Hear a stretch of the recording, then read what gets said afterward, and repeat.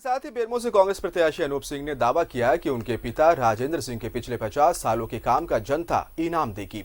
साथ ही 9 महीने से कामकाज का भी लाभ उन्हें मिलेगा। अनूप सिंह से बात की हमारे सहयोगी राकेश ने। यूपीए प्रत्याशी बसंत सोरेन के नामांकन को लेकर दुमका पहुंचे हैं अनूप सिंह, जो कि खुद बेरमो विधानसभा सीट से पार्टी ने इनको प्रत्याशी बनाया है। पहले तो अनूप जी आपको बधाई हो। धन्यवाद। पार्टी ने आप पर भरोसा किया और आपको चेहरा बनाया। क्या इशूज़ हैं उसको लेकर आप जाएंगे? एक तो जो आपके पिताजी की विरासत की सियासत है उसको भी अब आपको आगे बढ़ाना है।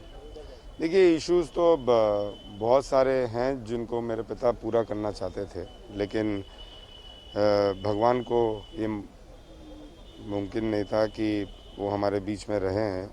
तो मैं समझता हूँ कि ये चुनाव तो मैं पिता के नाम पर ही लड़ रहा हूँ और उनके किए गए 50 साल के कार्यों पे लड़ रहा हूँ।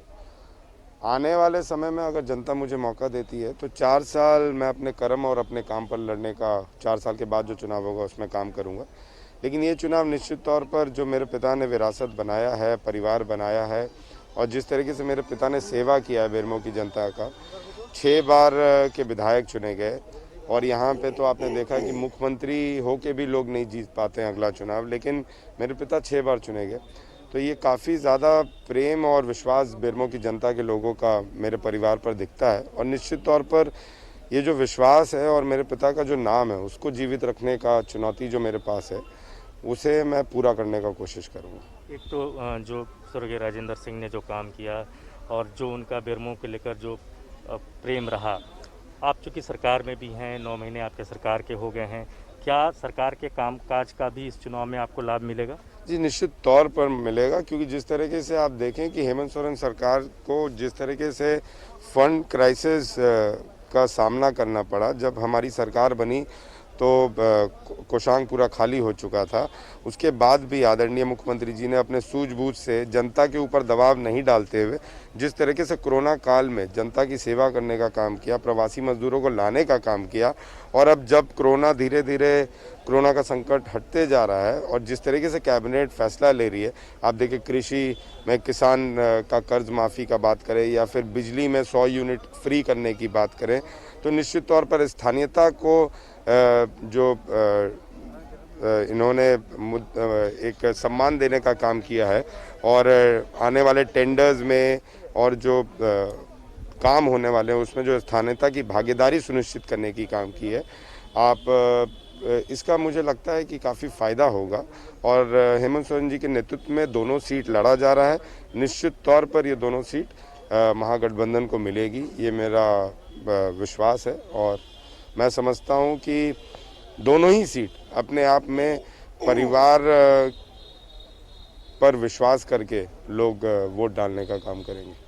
बीजेपी ने फिर से पुराने चेहरे पर ही दांव लगाया है, तो क्या वहां बाटुल क्या चुनौती है अनूप सिंह के लिए? ये लगता है कि चीज़ें बिल्कुल क्रिस्टल क्लियर है वहाँ? देखिए, लोग वंशवाद की बात करते हैं, लेकिन अगर आप दोनों ही सीट को देखें, चाहे बेरमो देखें या दुमका देखें और दोनों प्रत्याशी को देखें, आदरणीय बसंत सोरेन जी जो हमारे बड़े भाई हैं, पिछले 20-25 वर्षों से अपने पिता के साथ लगे हुए थे और निश्चित तौर पर उन्होंने कभी प्रत्याशी बनने का काम नहीं किया, लेकिन दुमका की आकांक्ष चुनाव बसंत सोरेन जी को सेनापति मानकर लड़ा गया। चाहे वो बाबा का लोकसभा चुनाव हो, चाहे वो पिछले बार हेमंत दा का चुनाव हो, कमान बसंत सोरेन जी के हाथ में थी। तो ऐसा नहीं है कि खाली वंशवाद के चलते लोग आके किसी को बैठा देते हैं।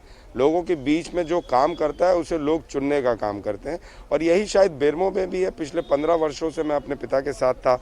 निकाय चुनाव, नगर निकाय चुनाव में भी आपने मेरी भूमिका देखी है, लोकसभा चुनाव में भी पिछले बार भूमिका देखी है। मैंने अपने पिता का 3 चुनाव देखा है। निश्चित तौर पर राजेंद्र बाबू बनना मुमकिन ही नहीं, नामुमकिन है, लेकिन उनके जाने के बाद अपने पिता का नाम जीवित रखना, अपने पिता को संस्कार को जीवित रखना और जो मेरे पिता ने एक विशाल परिवार अपने पीछे छोड़ के गए हैं, जो बेरमो की जनता है, उसे विश्वास दिलाकर काम करना, ये मेरी पहली प्राथमिकता रहेगी। चलिए, तो पिता के काम पे भरोसा है और उसी काम के बदौलत ये चुनावी मैदान में है और जीत का पूरा कॉन्फिडेंट सिर्फ बेरमो ही नहीं, इनको लगता है कि दुमका में भी जो यूपीए गठबंधन है वो शानदार मार्जिन से जीतेगा। कैमरामैन सुशील के साथ राकेश कुमार, न्यूज़ 11 दुमका।